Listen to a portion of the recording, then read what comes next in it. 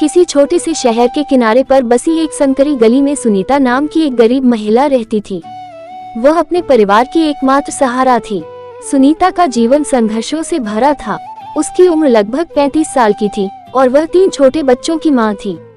उसके पति का निधन कुछ साल पहले एक बीमारी के कारण हो गया था और तब से सुनीता पर परिवार की जिम्मेदारी आ गई थी।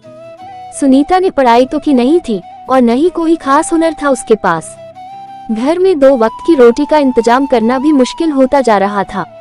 एक दिन उसने सोचा कि कुछ ऐसा काम करना चाहिए जिससे वह अपने बच्चों का पेट पाल सके। बहुत सोच विचार के बाद उसने पानी पूरी बेचने का निर्णय लिया, क्योंकि इस काम में कम पूंजी की आवश्यकता थी और वह इसे खुद संभाल सकती थी।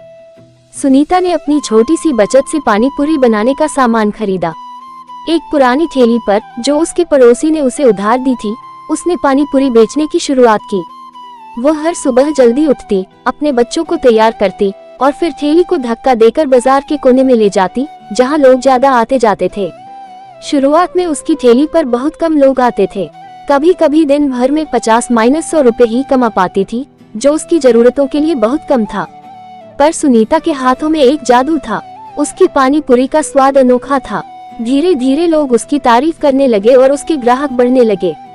वह अपने ग्राहकों से बहुत ही मीठे स्वभाव से पेश आती थी, उनकी बातें ध्यान से सुनती और उनकी पसंद के अनुसार पानी पूरी बनाती।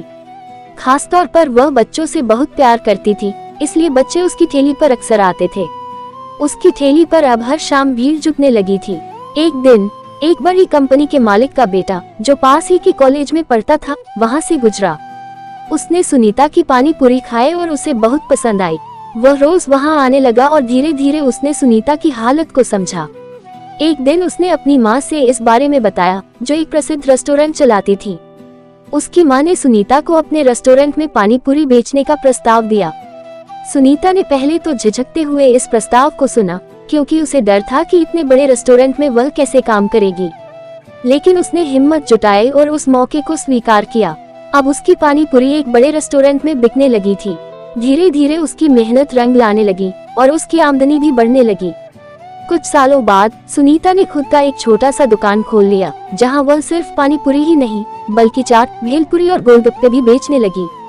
उसकी दुकान का नाम सुनीता पानी पूरी वाला हो गया और उसकी दुकान शहर भर में मशहूर हो गई। अब सुनीता के पास अपने बच्चों को पढ़ाने और उनका भविष्य संवारने के लिए पर्याप्त पैसा था।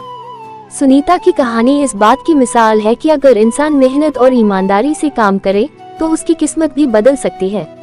आज भी जब लोग उसकी दुकान पर जाते हैं तो वे उसकी संघर्ष भरी कहानी सुनते हैं और उससे प्रेरणा लेते हैं। सुनीता का जीवन ये सिखाता है कि चाहे हालात कितने भी मुश्किल क्यों न हो, अगर इंसान में जज्बा और मेहनत करने का हौसला हो तो वह किसी भी मुश्किल को पार कर सकता है।